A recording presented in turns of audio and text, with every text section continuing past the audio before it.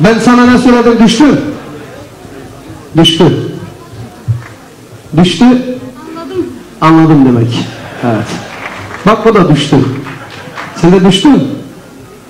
Bak böyle yaptı. Sen İbrahim Tatlıses ol şimdi. Çok teşekkür.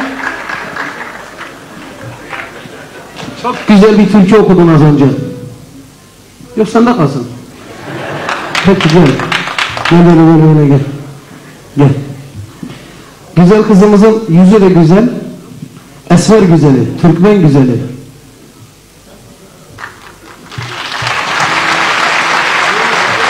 Bize o türküyü okur musun? Veya başka bir şey. Seninle okumak istiyorum.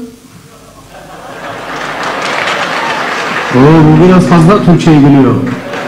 Hani benim kimi konuşuyor. Ben de seni kimi konuşuyorum? Düştü, kalktı.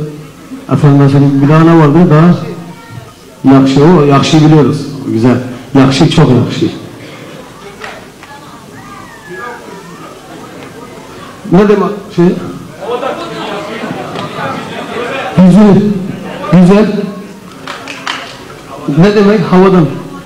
Ovadan. Türkmen ovadan.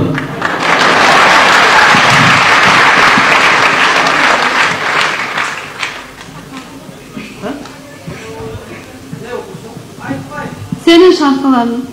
Allah Allah. Hangisi?